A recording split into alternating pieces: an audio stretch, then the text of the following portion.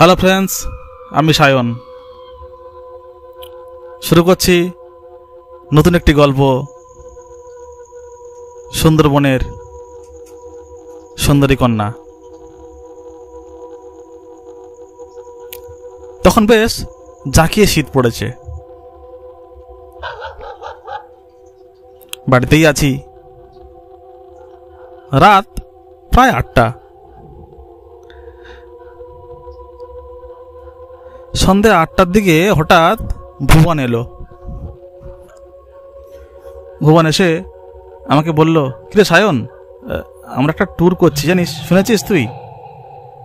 আমি বললাম, কই না তো। ও বলল, হ্যাঁ, আমরা জোনা 25-এ সুন্দরবন বেড়াতে যাচ্ছি। আমি বললাম, কি রে, তা তুই আমাকে বললি না? আমার তো অনেক দিনের স্বপ্ন, সুন্দরবনে যাব, বাঘ দেখব, নদীতে ঘুরে বেড়াবো এবং সুন্দরবনের কাঁকড়া মাছ খাবো। আমার খুব ইচ্ছা ছিল, তা তোরা আমাকে বললি না?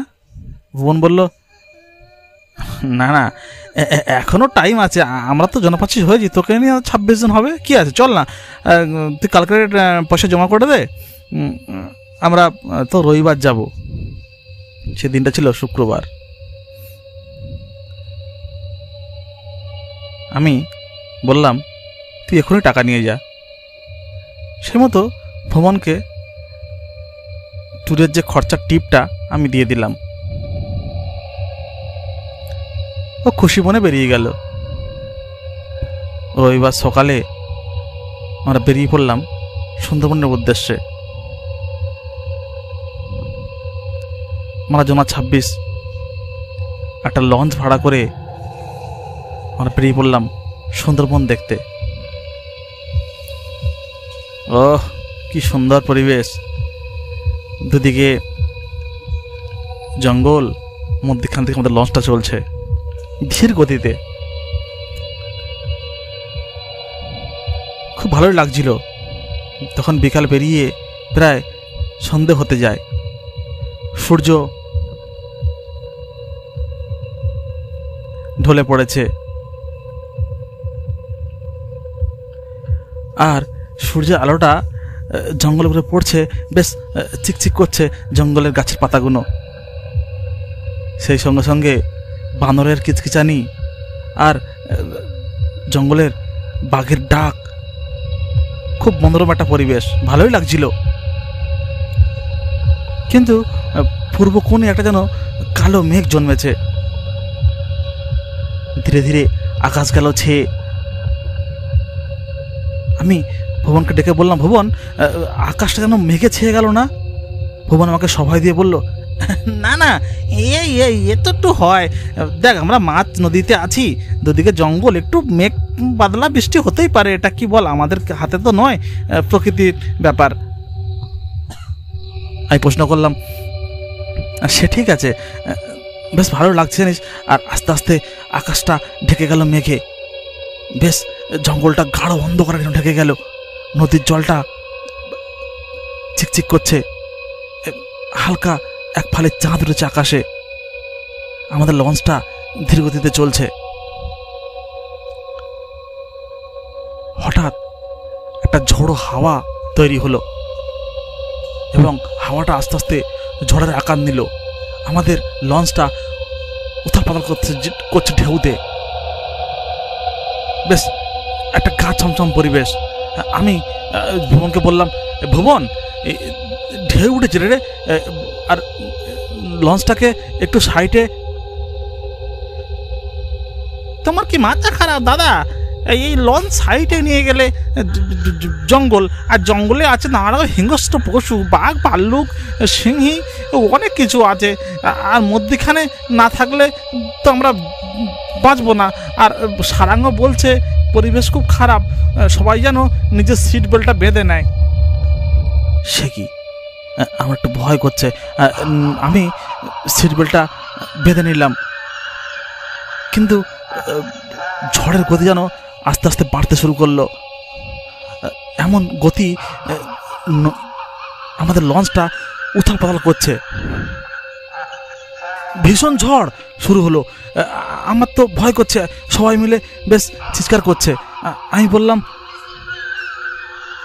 কি ব্যাপার, এত ঝড়, আর কি করব এখন? ভেতর থেকে একজন উত্তর দিল,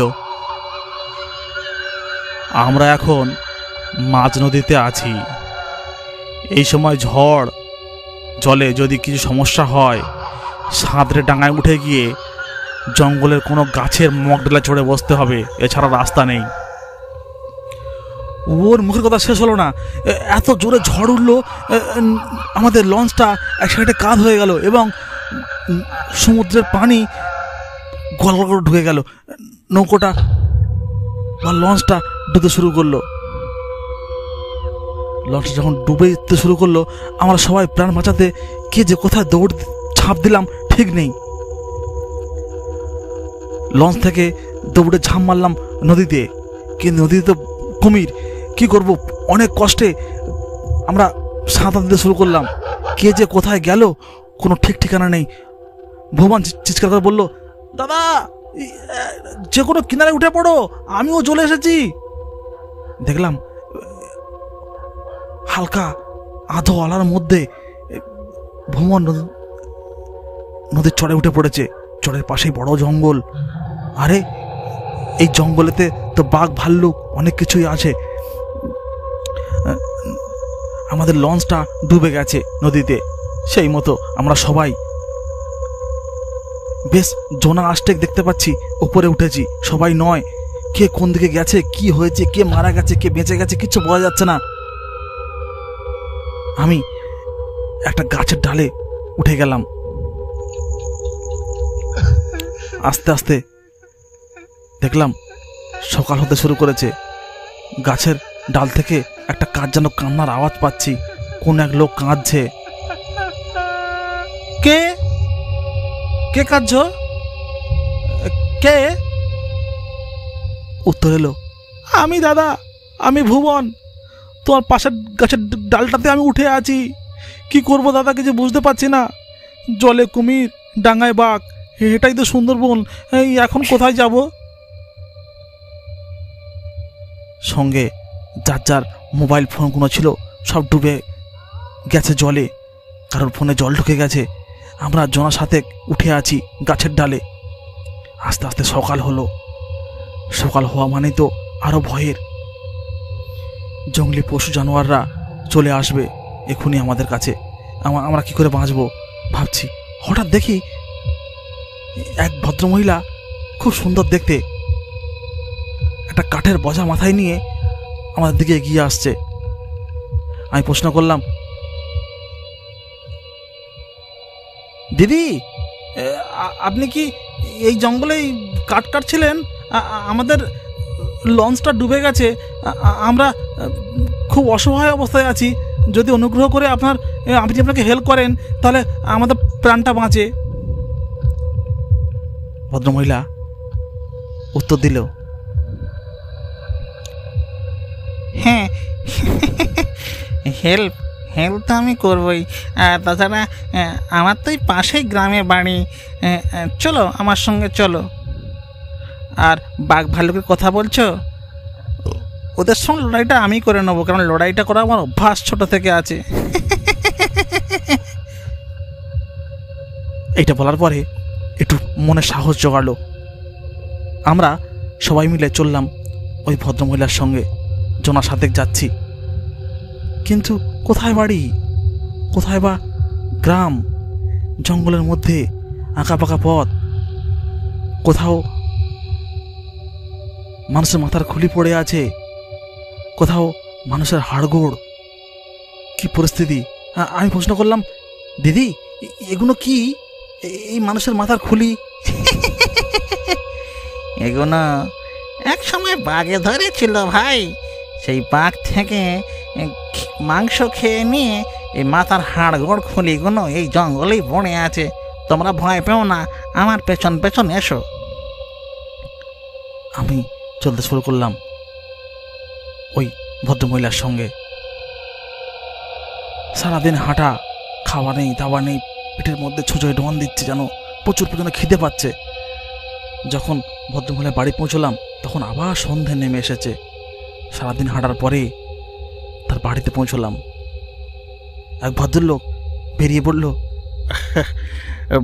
হ্যাঁ মা, তুই কি এসেছিস? হ্যাঁ বাবা, আমি এসছি। আর এই কয়েকজন লোক এই নৌকো ডুবে আমাদের সঙ্গে এসেছে। তার আর কথা কি, প্রায় তো নৌকো ডুবি লোকদের তুই এসে সেবা করিস। ঠিক আছে, কজন এসেছে বাবা? জোনার সাথে ভাবে বটে।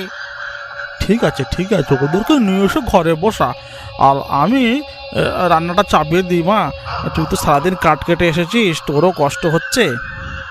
ভদ্রলোক চট করে ঘরের মধ্যে ঢুকে গেল। বেশ আধা ঘন্টা পরে একটু খিচুড়ি আর কয়েকটা বেগুন ভাজা এনে বলল, এই না বাবা, এই রাতের বেলা আমি আর কি করবো বলো, তোমরা এই খিচুড়ি আর বেগুন ভাজাটা খেয়ে ফেলো। সেই মতো খিচুড়ি আর বেগুন ভাজা আমরা কজন খেয়ে ফেললাম।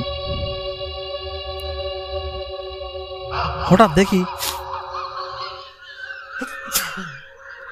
পাশের ঘর থেকে কে যেন হ্যাঁচি দিল। আমি প্রশ্ন করলাম, দিদি ভাই, হ্যাঁচি দিল কে? ভদ্রমহিলা সবাই বললেন, আমার বুড়িমা অনেকদিন অসুস্থ, একটু সর্দি লেগেছে মনে হয়, তাই হ্যাঁচি দিচ্ছে। তুমি ও নিয়ে চিন্তা করো না তো, তোমরা খাও তো বাপু, খেয়ে আমাকে উদ্ধার করো আর ওখানে ঘুমিয়ে পড়ো। সকাল হলে পাশের গ্রাম থেকে টোটো অটো যায়, ওখান থেকে তোমরা বাসন্তী পৌঁছে যাবে বাবা। যত সব জ্বালাতন আমার ঘাড়ে। একটু বিরক্ত বোধ করে যেন ভদ্রমহিলা ঘরে ঢুকে গেল। রাতে ঘুমিয়ে পড়লাম আমরা, খুব ক্লান্ত। নৌকো ডুবে গেছে, সাদা দিয়ে উঠেছি জঙ্গলে, মরার মুখ থেকে ফিরে এসেছি, খুব ক্লান্ত বোধ করছিলাম, তাই আমরা ঘুমিয়ে পড়লাম। সকালে ঘুম থেকে উঠে দেখি কি দেখলাম, এটা যেন আর বিশ্বাস করতে পারছি না। শুয়ে আছি একটা বট গাছের গোড়ায়, আমরা 7 জন ছেলে, চারদিকে কাঠকুটো পড়ে আছে। কয়েকজন লোক ওখান থেকে ধানের বোঝা নিয়ে হেঁটে যাচ্ছে আর আমাদের দিকে হাঁকছে। আরে কোন বটে, ওখানে কেন শুয়ে আছো ভাই? তোমরা কোথা থেকে এসেছো? দাদা, আমাদের লঞ্চটা ডুবে গেছে, এলো, তাই আমরা এখানে উঠেছিলাম। আর এক সুন্দর ভদ্র মহিলা আমাদেরকে নিয়ে এসে রাতে খাওয়া দাওয়া দেয়, আর এখানে শুয়েছিলাম খিচুড়ি খেয়ে। কিন্তু ভদ্রমহিলার কথা বলছো বাবু? ইয়ে ভদ্রমহিলা আর ভদ্রলোক আর ওর বুড়ি মা কবে তো বাঘে খেয়ে নিয়েছে। ওদের এখানে কুঁড়ে ঘর ছিল একটা বটে, কিন্তু সেই ঘরটাও তো আজও নেই। আর ও তোমাদের খিচুড়ি খাওয়ালো, মজা করছে বাবু। মজা করছি আমরা এই বিপদের মধ্যে? মনে মনে ভাবলাম, ঠিক তো, আমরা যে ঘরে শুয়েছিলাম সে ঘরটাও নেই, সে ভদ্রলোকও নেই, আর সেই সুন্দরী ভদ্রমহিলাটাকেও দেখতে পাচ্ছি না। তাহলে কে ছিল রাতে আমাদেরকে এখানে এনে খাওয়া দাওয়া করালো? হঠাৎ ভুবনের বলে উঠল, দাদা আমার ভীষণ বমি পাচ্ছে, কাগল হচ্ছে দাদা।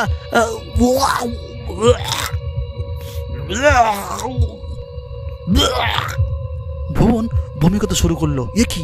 ভুবন বমি থেকে পেট থেকে বেরিয়ে এলো পোড়া কাঠের কয়লা। তার মানে রাতে যে খিচুড়ি খাইছিল ওটা খিচুড়ি ছিল না, ওটা ছিল একটা পোড়া কাঠের কয়লা, মানে মরার কাঠ। ও ভগবান! আমরা বললাম, দাদা আমাদের একটু যদি বাসন্তীতে পৌঁছানোর ব্যবস্থা করেন। যাবেন বাবু, যাবেন, এখান থেকে গিয়ে সামনে হাঁটলে একটা সড়ক আছে, ওই সড়ক থেকে টোটো অটো যায়, আপনারা বাসন্তী পৌঁছে যাবেন। আমরা জনসাথে বমি করতে করতে শরীর ক্লান্ত, শুধু বমির সঙ্গে কাঠের কয়লা বেরোচ্ছে। আমাদেরকে নিয়ে এসে ভূতেদের এই খাবার খাওয়ানো হয়েছিল। পৌঁছে গেলাম বাসন্তীতে। ওহ, জীবনটা মনে হয় বাঁচলো। পরের কথা আর কি বলবো, সুন্দরবনের সুন্দরী কন্যা। যাই হোক, তারা ভূত হলেও আমাদের জীবনটা তো বাঁচিয়েছিল। হ্যালো ফ্রেন্ডস, আমি সায়ন। যদি গল্পটি ভালো লেগে থাকে তো লাইক করবেন এবং শেয়ার করবেন। ধন্যবাদ, নমস্কার।